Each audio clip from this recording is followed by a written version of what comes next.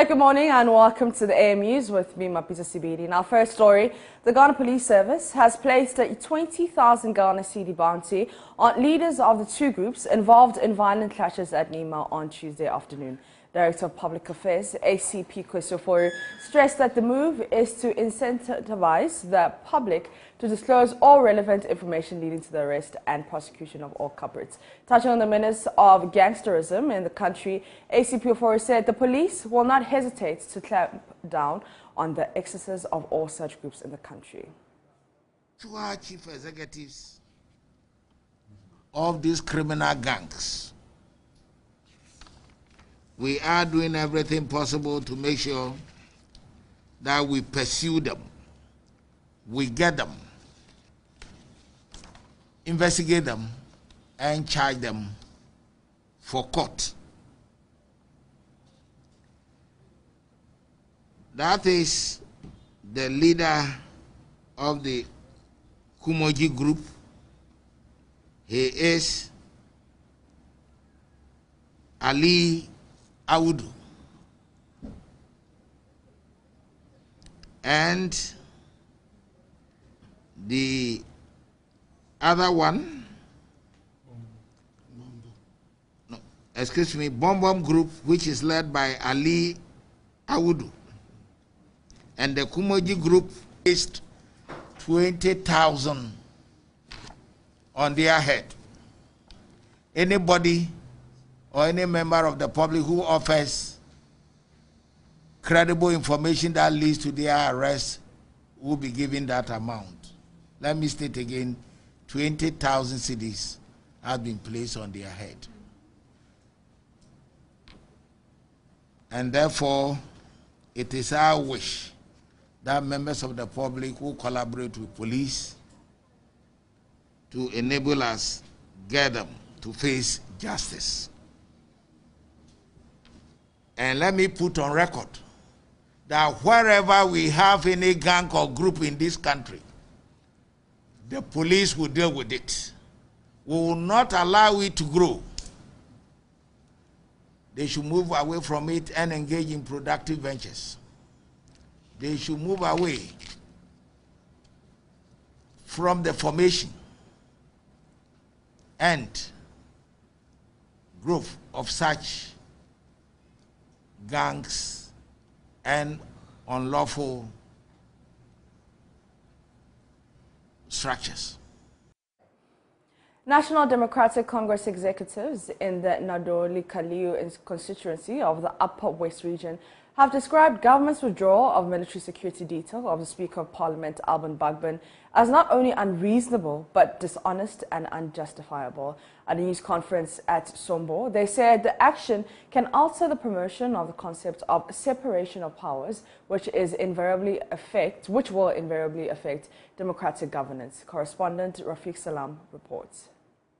Raised by the Constituency Communications Officer, Biekpeti Sylvester, they condemned the withdrawal of the military security detail by the government, stating that it has a tendency of rendering the promotion of the concept of separation of powers, which will invariably affect democratic governance.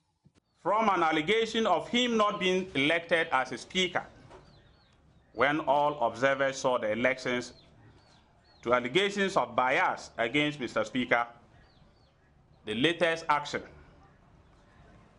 by the government is, to say the least, very shameful. This action taken by the government has the tendency of rendering the promotion of the concept of separation of powers and will definitely affect democratic governance. They found the reasons adduced by the government in the withdrawal of the military personnel attached to the Speaker of Parliament as not only unreasonable, but dishonest and unjustifiable as well. The government, through the military high command, has caused to be withdrawn the military personnel component of the security detail assigned to Mr. Speaker, on grounds that the military attachment was done without following the proper procedure. We find this reason not only dishonest, but very shameful and unjustifiable. If there was any procedural flaw in the military attachment, it certainly was not on the part of Mr. Speaker. They call on all well-meaning Ghanaians to speak up against the issue, for what is good for the goose is also good for the gander. I hereby call on all well-meaning Ghanaians, the chiefs and people, especially of the 5 regions in the north in particular, to speak up and stand against such blatant discrimination. If you are withdrawing that of Mr. Speaker, we expect the government to be fair and do just that to others, Jeannie Mensah, Bosman Asare, and others who are now parading or moving with mini military barracks. And the local executives, however, have this message for the Speaker of Parliament. We urge Speaker Bagui never to succumb to any pressure by government to deny the people of Ghana his vision of an open, transparent, and accountable governance. Reporting for the news, Rafik Salam, Sombo. Human rights group Challenging Heights is appealing to government to increase budgetary allocation to the anti-human trafficking units of the Ghana Police Service and the Gender, Children and Social Protection Ministry to equip social welfare and community development officers across the country. President of the organization, James Kofi Annan, is worried Ghana may not achieve 8.7 of the Sustainable Development Goals, which aims at the elimination of child trafficking and modern slavery in all its forms by 2030. He made the appeal during the launch of its 2021 reports, in which he disclosed about 153 children were rescued through their collaboration with the police. President of the non-governmental organization says government must move to address the logistical and financial deficit in the area of child trafficking. James Kofi Annan, however, noted the COVID-19 pandemic has made rescue efforts even more challenging. The COVID-19 pandemic has eroded the gains made in the sector and worsened the vulnerabilities of women and children, making it difficult to predict when communities could rebuild resilience against slavery.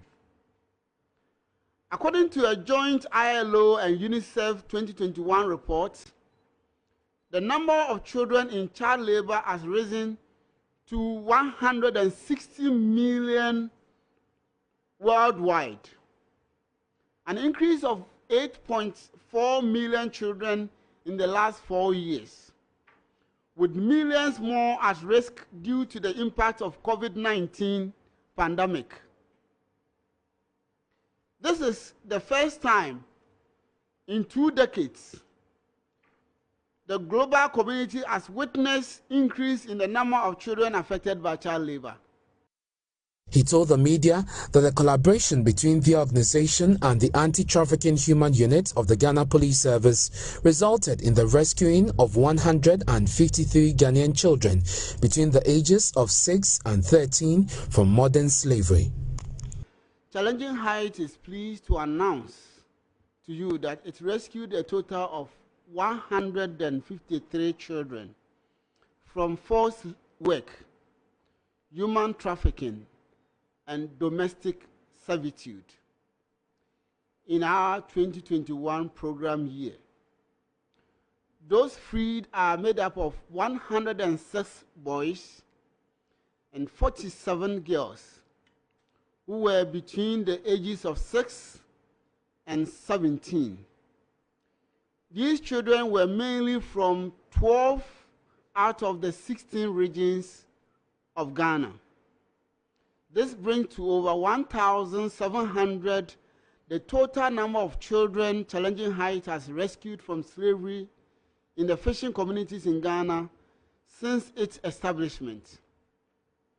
I am particularly worried that the global community might not achieve the 2030 targeted goal 8.7 of the Sustainable Development Goal on the elimination of child trafficking and modern slavery in all its forms.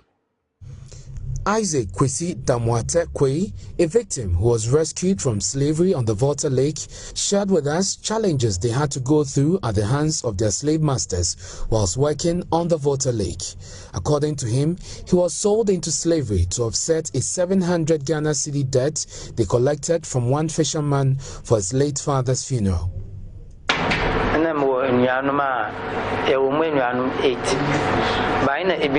my father died, I had to take responsibility of my 8 siblings and his burial rites.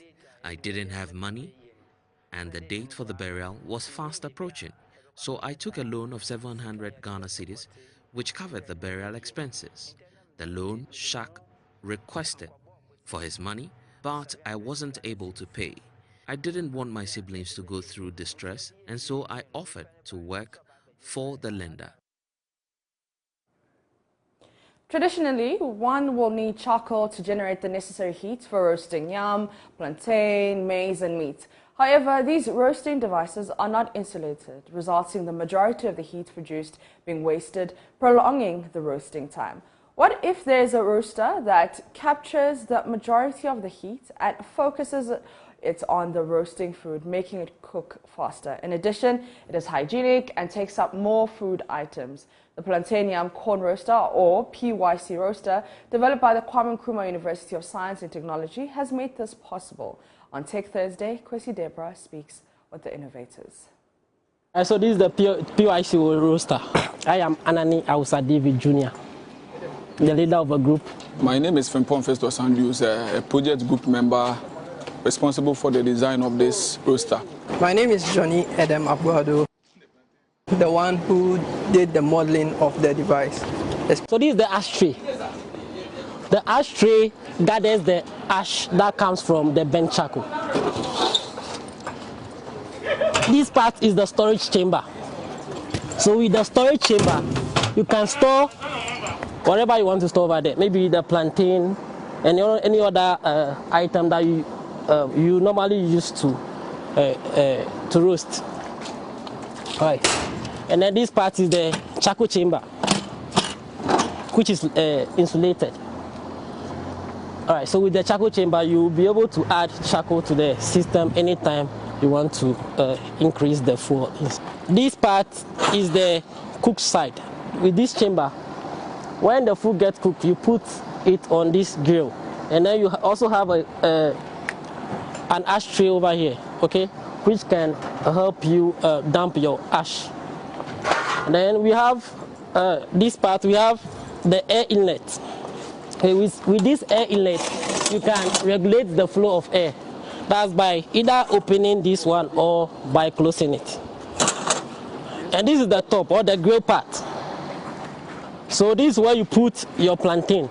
Okay, and then for you to put the plantain, you always have to open this by using this nut.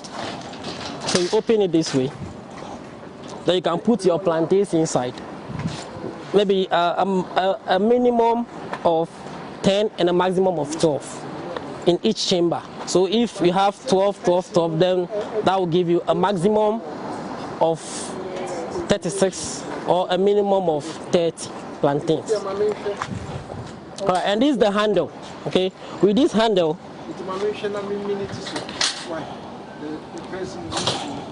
okay, so with the handle, you can rotate the system at any time. That's between 30 seconds to 40 seconds. Okay, so that's how it works. Because of the handling of the plantain, they also had hand bends. So we sought to reduce that by creating a way to reduce the way you touch the food, in that way promoting the hygiene of the food.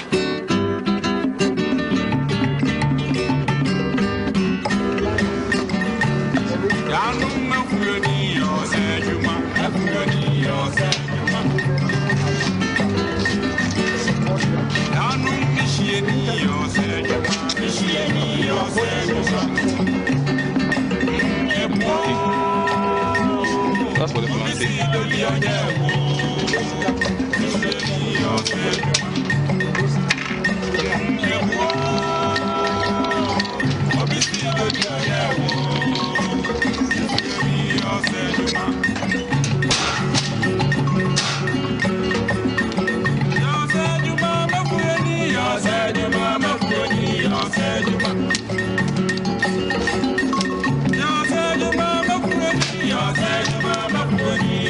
name is Professor Georgia Obeng.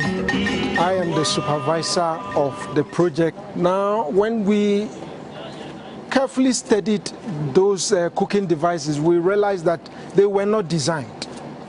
So even though the business is lucrative, the women don't actually gain or earn the amount of money they are supposed to earn because they experience what we call heat loss. So the source of the heat is actually from the charcoal. Now they are supposed to derive certain amount of energy, right? If the traditional roasting device is efficient, but they are not inefficient. They lose a lot of heat, and whilst the heat is being lost, their bodies also absorb some of them. So we did an interview, we did several interviews, we studied the traditional roasting device, and we decided that we are going to design a roaster for the women who roast around campus in Kumasi and all over the country.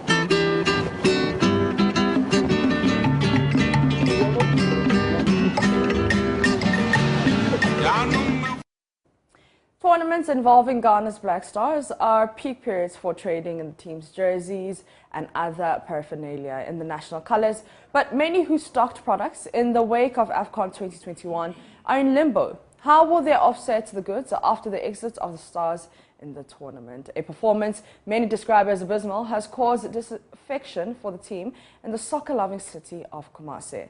Nana Ojema has more in the following report. The Central Business District of Kumasi is busy today as usual, but calmness is felt in God is Good Sportswear shop, where Emmanuel Ousu had hopes for a busy day for sales if the Black Stars had qualified for the next stage of the AFCON. Since 2010, and I'm because 2014, I'm called Brazil now. I'm supporters no. Between 2010 and 2014, the business was very good. It was after the World Cup in Brazil that the sales dipped. Before the tournament, many were buying the jerseys and they were happy about it.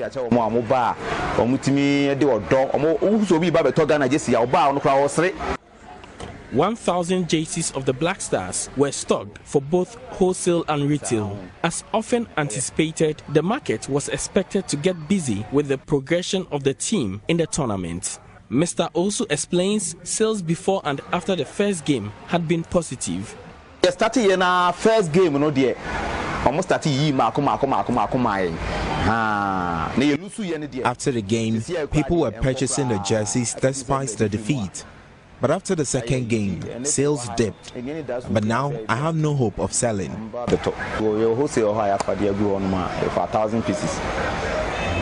have 1,000 pieces at the warehouse, which I hope to sell in the coming days.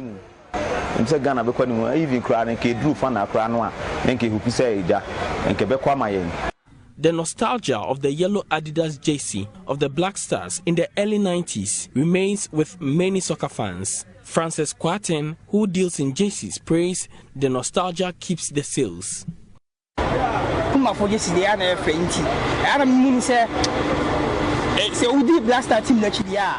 The Puma jerseys are nice, and people are buying not because of the team's performance, but for its beauty.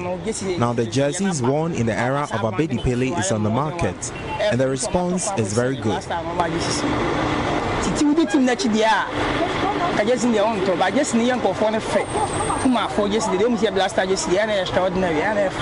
Kumasi's affection for the national team made the Baba Yara Sports Stadium the favorite home grounds for the Black Stars. But the love has waned. Many say they are not interested in owning a replica jersey.